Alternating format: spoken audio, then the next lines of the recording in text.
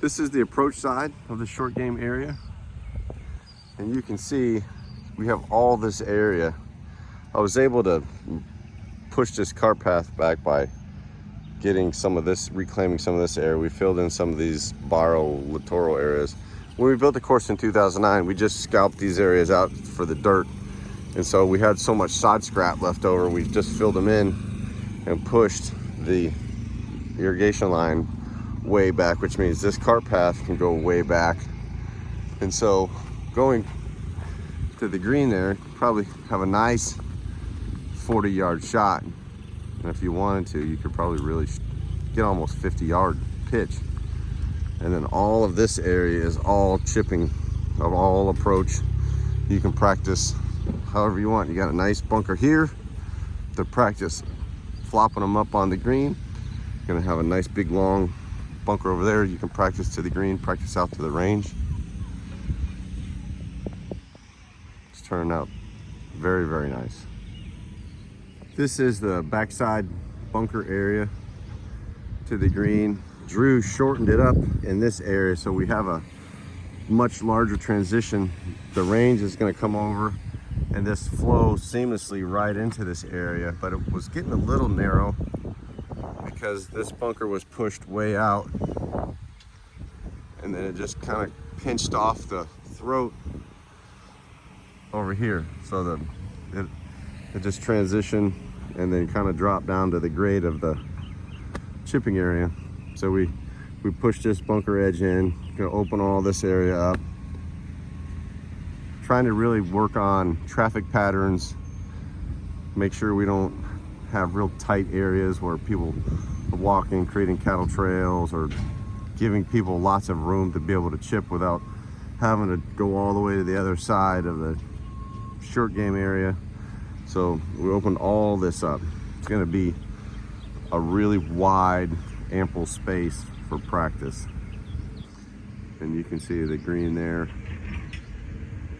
Just a nice big green, pitched a little bit, really mimics what you'd see on a golf course. Good Saturday morning. This is the big old short game green.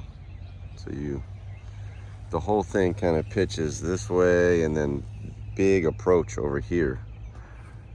And I'll show you a reverse angle here in a second. But this baby's got drainage.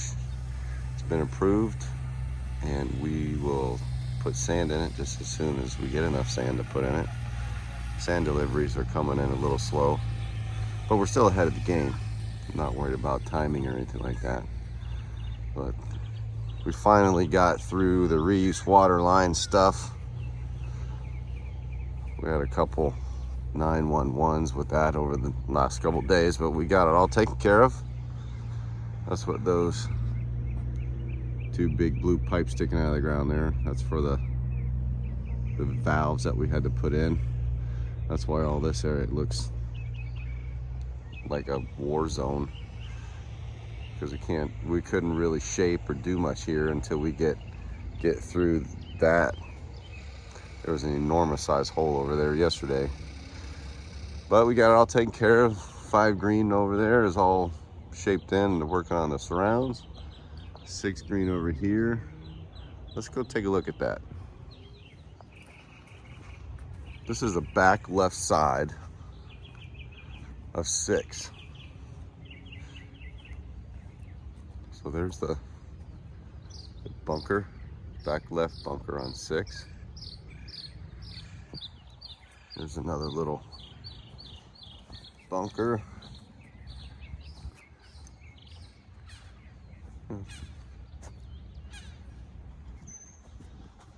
Here's another bunker.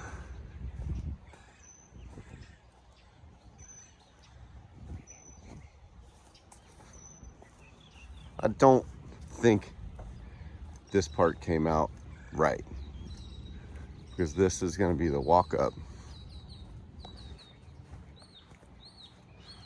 So the walk up to the green is going to be right there. So I actually think this is going to get a little wider. And then the green is going to have a little ridge line kind of in the front. hides a little bit of the green, but you get to see the right side of the green.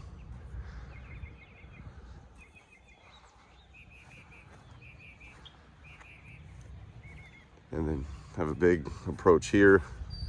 This had to change a little bit because the gas line goes through here, and there was supposed to be a bunker here. And so Drew pushed the bunker back that way, give a nice big run up to the green. And then you kind of see there's a rise here. This spine will run into the green and kind of act as a dividing line. So you have this lower section, or I shouldn't say lower. You have this section on the right, and you have this section on the left.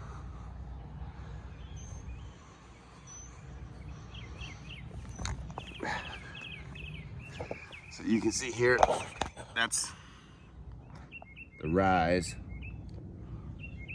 from that spine coming up and over that big beautiful tree, all trimmed up. And in the back of the green, you have a nice little spine, so that feature will run into the middle and kind of act as a divider.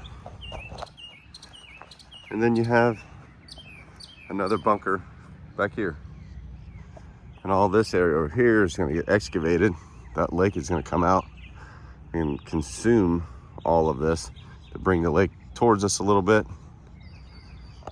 It's going to be pretty spectacular. This 5-6 short game area turned out amazing. It really is going to be quite dramatic. Beautiful little addition.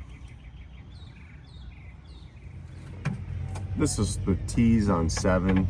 These green flags, yellow flags, they represent the edge of the waste area. So that the waste area will dip way over there in front of that tee and roll down. And all of this area here, running all the way out to the fairway, will be waste area.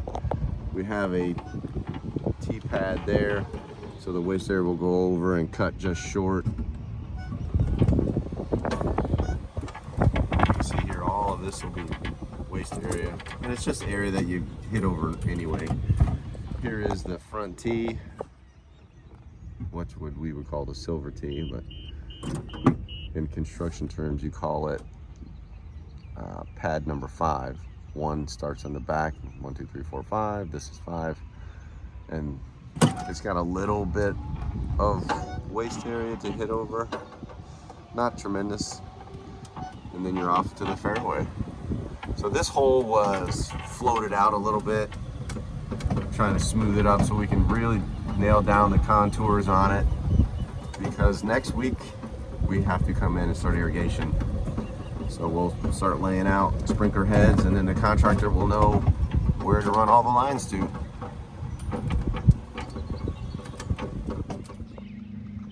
On the front, they really only have hole number 5, 6. Well, actually, 5 green has been approved, short game has been approved, so we really only have green number 6 right now to get approved.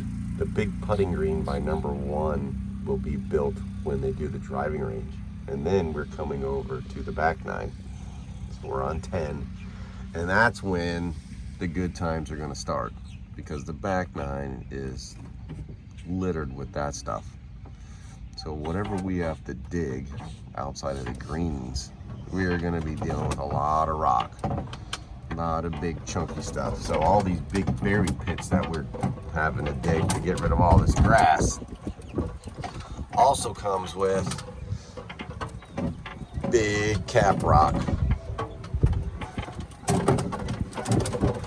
So we should, probably by middle of next week, be over here starting to work on building all these greens. And they've already started laying them out. You can see 10 green here. It's getting pushed backwards just a little bit.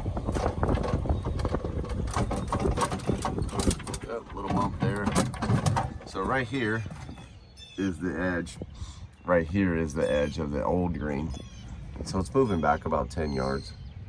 Just give you a little bit more length off the tee for the areas that we shorten the course up. We need to try and gain it back in other areas. And there's a lot of land behind this green. So Drew just wanted to recapture some of the yardage. But next week, we'll be back here. You can see they're down there on 11 working on hauling out grass and trying to clean up areas. There is a lot of sod waste to get rid of on this project. So buried pits, buried pits, buried pits. And back here on the back nine, we cannot dig the buried pits real deep like we did on the front where it's all sand. So here we have to dig multiple buried pits that are real shallow, and so we're just having to do a lot more individual holes as opposed to one giant one that's super deep and we can consume everything in one area. But we're getting it.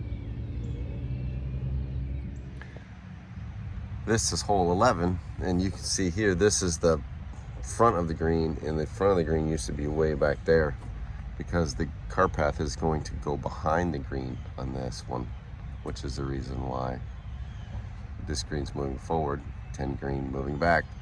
So we're trying to maintain the balance. A little shuffle here means a little shuffle there.